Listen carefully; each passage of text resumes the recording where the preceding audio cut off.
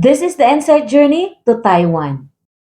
They are planning to hire an employee from the Philippines. So, syempre, ang gagalingan ko, yung pagsagot ko as a Filipino intern, kung ko gagawin yung mga techniques, pinopromote ko rin yung machines nila kasi yun naman talaga yung purpose ng interview na yun. Hi mga kambal! So today, I'm gonna tell you a story about last Wednesday. We got a chance to get interviewed by our company's subcontractor. Sila yung may-ari ng mga machines na ginagamit ng company namin. So, para silang third party. So basically, ito yung company namin, under sila sa company namin. Sila yung, ang company na name nila is Purex. And sila yung may-ari isa sa may-ari sa lahat ng mga machines na ginagamit ng aming company. So, last Wednesday, yung apat kami, binigyan kami ng sample script, pumunta yung boss namin, yung pinaka-section manager, sabi niya na merong magsushooting later, at saka merong mag-e-interview about dun sa ginagawa naming work sa araw-araw, at saka yung interview, binigyan kami ng sample script ito. So, hindi mo naman siya it's about pala to sa Flex Machinery exhibition sa Taiwan by next week. So, binigyan kami nila ng mga sample questions and answers. So, hindi mo pwedeng memorizein to kasi ito lang naman yung oras na binigyan nila while we are working. So, binasa mo lang namin ng konti and all of that. Tapos, yung parang binigyan ka lang nila ng idea kung paano ka sumagot later. And then, so, yun na nga, umabot na yung oras na nagshoo-shooting na and all of that. So after na nag-shoot sila kung paano namin ginagawa, pag nag-error, sinushoot din nila. So we are just doing our best. Kung ano lang yung ginagawa namin araw-araw, mas ginalingan pa rin namin. And then, yun, sabi ng boss namin, sige, isa sa inyo, kasi apat kami sa isang machine na yun. So, isa sa inyo yung i-interviewin. Eh, syempre, yung mga kasama ko, ayaw din naman nila. Sabi ko, hindi rin pwedeng ako yung mag-volunteer. So, kayo na lang, or si Melanie, or si kahit sino sa amin pwede naman kasi apat kami na pwedeng interviewin doon. So ayaw nila kasi nga natatakot sila and parang siyempre kinakabahan. Alangan naman interview at saka Japanese yun. Ako din, sabi ko, ako din naman, kinakabahan din naman ako. Hindi rin naman ako marunong kasi first time ko rin yung ganyan. Sabi nila, English din kasi itong sample script na tinanong sa amin. So akala namin English lang. So okay lang din. Sabi ko, okay lang naman sa akin. At saka kung Nihongo, siyempre, gawa natin ng paraan, parang ganun, siyempre, mahirap din kaya ma-explain or mag-express sa sarili mo kapag Nihongo, di ba? Kasi you have to think first before you answer. Yun, pag after ng lunch, pumunta na yung mag-interview. So sabi ko, kahit wala dito sa script yung pwedeng sabihin, sabi niya, oo. Tapos sabi ko, English lang po ba? Sabi niya, oo, pwede lang daw English. Pero Japanese yung nagkausap ko ha. So yun, andun ako sa interview room, para siyang conference room. Tapos, inexplainan ako kung anong gagawin, tapos, inayos niya. Feeling nga ako artista dun eh, kasi inayos niya yung buhok ko, tapos, yun, merong mga camera, merong mga lighting, and all of that. So, sabi ko, kinakabahan din ako ha, kasi nga puro mga Japanese yung andun eh. Tatlo silang actually yung andun for the interview. So, yun, bigla na lang so English yung mga question, like for example, yung, sige, ito yung iko-question ko sa'yo. Sige, let's take this. Sabihin niya sa akin, like, introduce yourself. Oh, pati pangalan ko, nakalimutan ko, di ba? Ayun, sabi ko, oh, take two. Yun lang ata yung question na parang 3 takes kami. And then the rest kay like 1 take na lang. Kasi syempre, tatanungin din naman sa akin na ito yung tatanungin ko sa susunod, ha? So, mag-isip muna ako kung anong sasabihin ko. Kasi nga, yung sample script na binigay sa amin, hindi mo pwedeng gayahin. Kasi nga, kung memorizein mo yun, hindi mo ma-memorize ka agad. So, kung ano yung nasa loob mo, kung ano yung insight mo, yun yung isasagot mo. At syempre, ganun din naman ang ginagawa ko kahit sa interviews naman. And then, like other questions like, why did you choose this company? And then, paano mo encounter yung mga errors sa machine? Kaya mo bang i-fix? So, I would just like answer like, of course, if it is like basic troubleshooting, we can do that.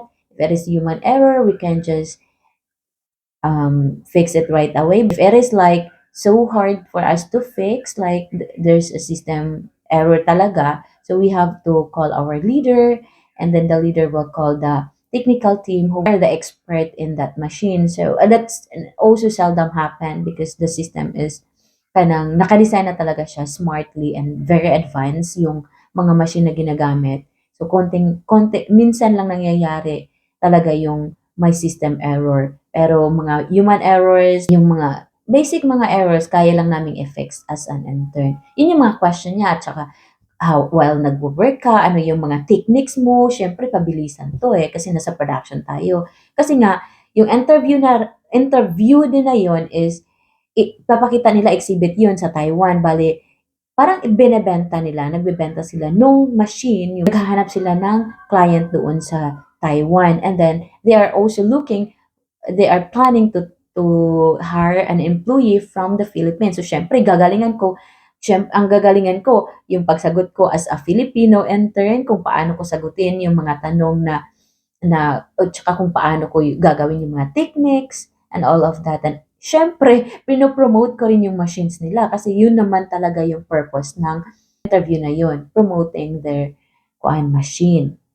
Right, so other questions like, how do you use your leisure time during weekends, ganyan. So, nagpapasyal-pasyal ba din kayo? How do you communicate with the Japanese people, with your coworkers, with your leaders, and all of that? And then, do you have like plans of going back to Japan after your contract? How many years is your contract here in Japan? And then, when did you arrive in Japan? Yung mga basic mga questions.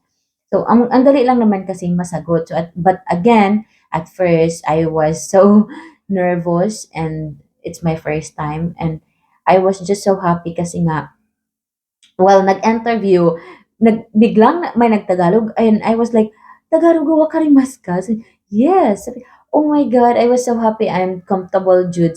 During the interview, kasi nga, may isa pala dun sa tatlo is a Filipino and that's why. Like, wait lang po, kuya, kasi yung lalaki, yun yung Pinoy.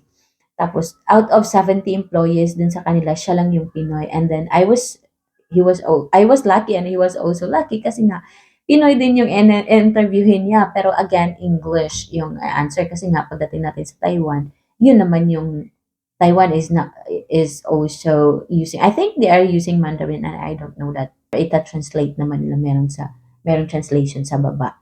So, yung technique ko dun kung bakit hindi ako masyadong kinabahan after that first interview was, first things first is because the one who interviewed me was a Filipino, and second thing is I was just comfortable doing it. Actually, it took like 2 hours yung interview kasi nga they have to like ask me first of ito yung questions and all of that. So I have to think first paano ko sasagutin ng maayos, like I have to be articulate also in answering the questions. Masaya din ako kasi nga we got a chance to get interviewed by a big company here in Japan, and then that is they will be using the video for the machine exhibit in Taiwan, and I was so lucky for that.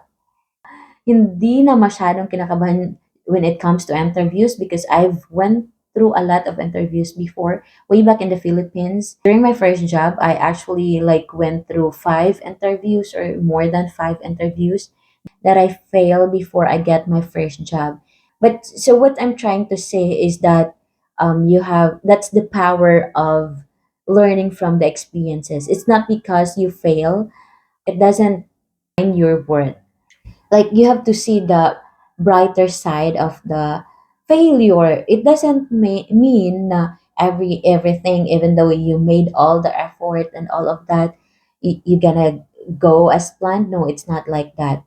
But I understand that sometimes we get disappointed, pero that's a stepping stone for us bitaw in a better future na magagamit natin siya along the way. So, kahit kung ako man before, if I didn't went through a lot of interviews before I get my first job, then basically I will not gonna get this courage.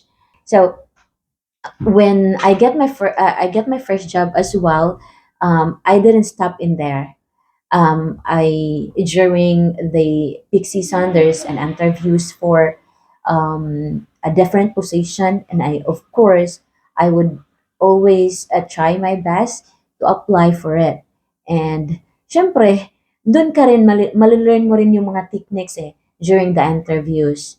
And then guess what? After hindi nga lang ako umabot ng isang taon, naging QA na ako sa company namin, and then the next year nagiging assistant supervisor na ako.